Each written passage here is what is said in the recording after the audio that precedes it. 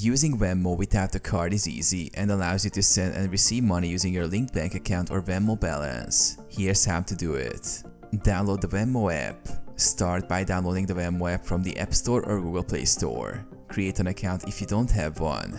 Link your bank account. Open the app and tap on the menu in the upper left corner. Select Settings, then Payment Methods. Tap Add Bank to link your bank account. Follow the prompts to verify your account. Add funds. If you want to use your Venmo balance, you can transfer funds from your linked bank account. Tap on the Manage Balance option in the menu and choose Add funds to transfer money into your Venmo account. Send money. To send money, tap Pay or Request.